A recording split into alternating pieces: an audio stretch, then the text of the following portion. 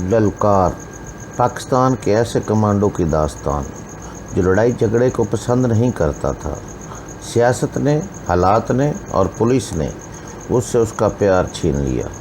वो आदमी बेजार हो गया। फिर एक दोस्त ने उसकी ज़िंदगी बदल दी। वो दिन ब दिन फुलादी जिस्म और इरादों का मालिक बनकर अपने और मुल्क दुश्मनों पर टूट पड़ा। दास्तान की तरफ चलने से पहले चैनल को सब्सक्राइब करें, लाइक करें और शेयर करके अपनी मोहब्बत का सबूत दें। शुक्रिया। ललकार किस्त नंबर 80। चौहान बोला, जैसा कि मैंने तुम्हें बताया है कि हुक्म जी इस स्टेट के एक बड़े इलाके जरगा का मालिक मुख्तियार है। हुक्म जी और छोटे सरकार दोनों भाई हैं, लेकिन दोनों के मिजाज में बहुत फ़र्क है। हुक्म जी शुरू से रंगीन तबीयत का मालिक है। इसकी महल सरा में, जिसे उर्फ़ आम में दीवान कहा जाता है, दुनिया की बेशतर खराफात मौजूद हैं। हुक्म जी की 5 बाकायदा पत्नियां हैं, जिनमें रत्ना भी शामिल है।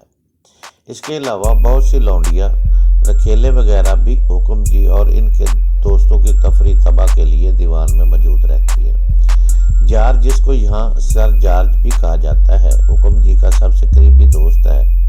दोनों मुश्तरका दिलचस्पियों में शराब, शिकार और शबाब सरे फरिश्त है। जॉर्ज दर हकीकत आज से 10-12 साल पहले इंडिया आया था और शेरों पर रिसर्च करने के लिए ही इन दुश्वार गुजार जंगलात में दाखिल हुआ।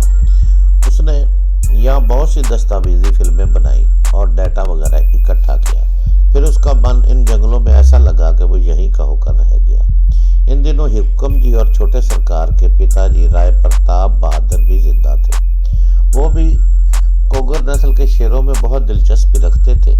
उन्होंने बहुत से कोगर्स पाल रखे थे। इन्हीं कोगर्स की वजह से ही कुछ अर्सा बाद इनकी मौत भी हुई। बहरहाल राय प्रताप बहादुर के जीवन में ही हुक्म जी और जॉर्ज में गहरी दोस्ती हो चुकी थी। दोनों की तबीयत मिलती जुलती थी और दोनों के लिए इस दूर दराज स्टेट में हर तरह का शिकार भी मौजूद था। यही वजह थी कि उसके बाद जॉर्ज का दिल कहीं और नहीं लग सका। वो 1-2 बार चंद महीनों के लिए इंग्लैंड गया, लेकिन फिर वापस आ गया। अब वो यहीं पर है। उसके 2-3 अंग्रेज दोस्त भी यहीं पक्के हो चुके हैं। इनमें से एक बर्मिंघम का सर्जन है। अब मैं तुम्हें सुल्ताना के बारे में कुछ बताऊंगा। मैंने इस बात में सर हिला दिया। पता नहीं क्यों मुझे किसी वक्त लगता था कि मैंने इस कहानी के कुछ हिस्से कहीं सुने हुए हैं। कहाँ सुने हैं, किसने से सुना है? वाक़यात के ये टुकड़े कुछ शनासा से क्यों लगते थे? इन सवालों का जवाब नहीं था, और अगर था भी तो इसके गिर्द एक नाकाबिले अबूर तारीकी फैली हुई थी। चौहान ने हस्बे आदत अपने घुंघरियाले बालों में उंगलियां चलाई और बात जारी रखते हुए कहा, सुल्ताना का तल्लक एक मतवस्त घराने से है। जरगा में उसके वालिद मुख्तियार अहमद की थोड़ी सी ज़मीन है। इस ज़मीन से इनकी गुजर बसर होती है। सुल्ताना का सिर्फ एक भाई है। वो कमर में चोट लगने से माजूर हो गया है और कई साल से बिस्तर पर ही है। सुल्ताना की वालदा बड़ी दलेर औरत थी। कहा जाता है कि वो तलवार चलाना जानती थी और बाकायदा मर्दों से मुकाबला कर सकती थी। इसकी मौत भी एक बहादुर राजपूत की तरह हुई। ये कोई 15-16 साल पहले की बात है। इस वक्त सुल्ताना बमुश्किल 8-9 साल की थी। वो अपनी वालदा के साथ जंगल में लकड़ियाँ इकट्ठी कर रही थी। अचानक माँ बेटी को दरख्तों में हलचल महसूस हुई। उन्होंने आगे बढ़कर देखा तो दिल हिला देने वाला मंजर नजर आया। हुक्म जी, जो इस वक्त नौजवान था, जमीन पर गिरा हुआ था और 3 भेड़िए इसे चिमटे हुए थे। हुक्म जी का खास मुहाफ़िज़ एक तरफ पड़ा था। उसका पेट फट गया था और वो आखिरी सांसें ले रहा था। बजाय इसके कि सुल्ताना की वालदा अपनी बच्ची को लेकर वहाँ से भाग जाती या शोर मचाकर किसी को मदद के लिए बुलाने की कोशिश करती, वो एक मोटी लकड़ी के साथ खुद भेड़ियों पर हमलावर हो गई। उसने इन्हें ज़ोरदार चोटें लगाई।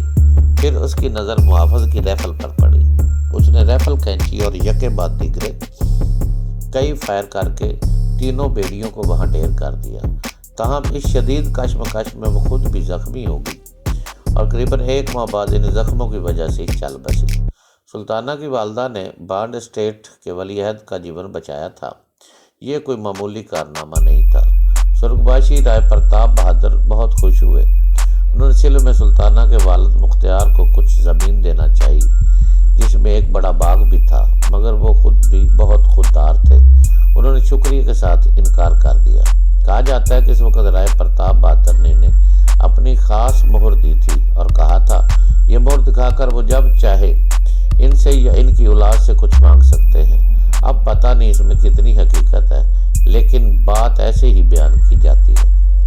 چوہان صاحب نے چند لمحے توقف کیا اور بولا، میں دوبارہ سر جارج کی طرف آتا ہوں۔ جہاں تک مجھے علم ہے، جارج مقامی عورتوں کا رسیہ ہے۔ چونکہ وہ حکم جی کا گہرا دوست ہے، اس لیے حکم جی کسی نہ کسی طریقے سے اس کے لیے تفریح طبع کا سامان فراہم کرتا ہے۔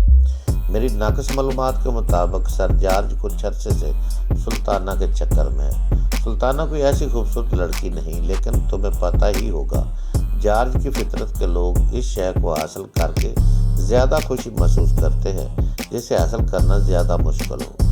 ممکن ہے کہ ماضی قریب میں کسی وقت جارج نے سلطانہ کی طرف پیش قدمی کی ہو، مگر اسے ناکامی ہوئی ہو اور اس کے بعد اس نے اپنی انا کا مسئلہ بنا لیا۔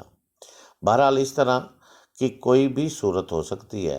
حالانکہ سلطانہ کا بیاہ ہو چکا ہے، مگر جارج پھر بھی اس کے پیچھے ہے، کیونکہ حکم جی پر جارج کا ہولڈ ہے۔ اس لیے میرے انداز کے مطابق سلطانہ کے لیے کوئی نہ کوئی مشکل گھڑی ہوتی رہتی ہے۔ میں نے یہ بھی سنا ہے کہ جارج کے اثر کی وجہ سے حکم جی اور پنڈت مہاراج سلطانہ کی شادی کو شادی تسلیم نہیں کرتے۔ ان کا خیال ہے کہ یہ صرف نام کی شادی ہے۔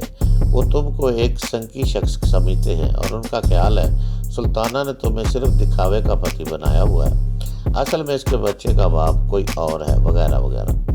کیا تم بھی یہی کہہ رہے ہو؟ میں سلطانہ کا شوہر ہوں۔ میری آواز خوف امیز حیرت اور شدت سے لرز رہی تھی۔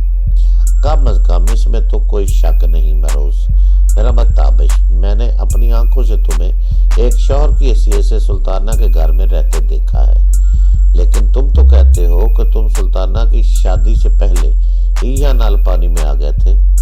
میں کچھ دن کے لیے عارضی طور پر وہاں گیا تھا۔ حکم جی کی ایک پتنی بیمار تھی، وہ اس سلسلے میں مشورہ کرنا چاہتا تھا۔ ایک طرح سے یہ بھی حکم جی کی منافقت ہی کہلائے گی۔ وہ عام لوگوں کو تو جڑی بوٹیوں اور جھاڑ پھونک سے علاج کی تلقین کرتا ہے، مگر جب اپنے گھر کا کوئی فرد بیمار ہوتا ہے تو پھر اسے انگریزی طریقہ علاج کی ضرورت پڑتی ہے۔ بہر طور یہ حکم جی کی مجبوری تھی، جس کی وجہ سے میں دوبارہ زرگاہ جا سکا۔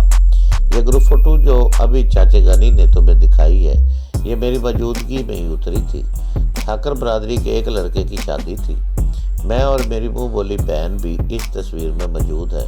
یہ دیکھو، یہ اس طرف دولہے کے پیچھے ہم دونوں کھڑے ہیں۔ چوہان نے ایک بار پھر مجھے تصویر دکھائی۔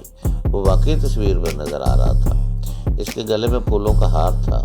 چوہان نے کہا، ہمارے پاس زیادہ وقت نہیں ہے تابش، ورنہ میں تمہیں تفصیل سے بتاتا کہ ایک بیوی کی حیثیت سے سلطانہ نے تمہاری خاطر کیا کیا مصیبتیں جھیلی ہیں۔ ایک ماں کی طرح وہ بھی ایک باہمت لڑکی ہے تابش۔ تمہاری شریک حیات بننے کے بعد اس نے واقعی شریک حیات بن کر دکھایا ہے، لیکن اب اس کی مصیبتوں میں ایک دم اضافہ ہو گیا ہے۔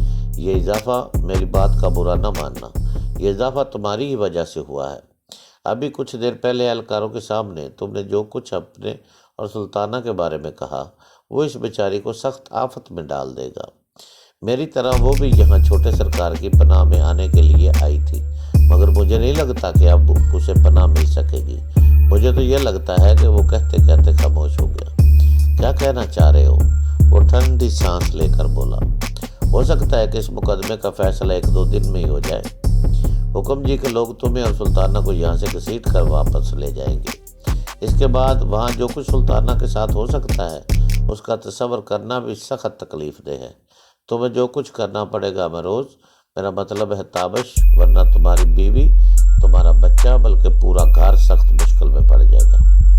میرا دم گھٹنے لگا۔ میں نے لڑکھڑاتی آواز میں کہا، تم اگر میرے دوست ہو تو پھر سمجھ لو، مجھے ان لوگوں سے کچھ لینا دینا نہیں۔ میں صرف یہاں سے نکلنا چاہتا ہوں، میں اپنے لوگوں میں جانا چاہتا ہوں۔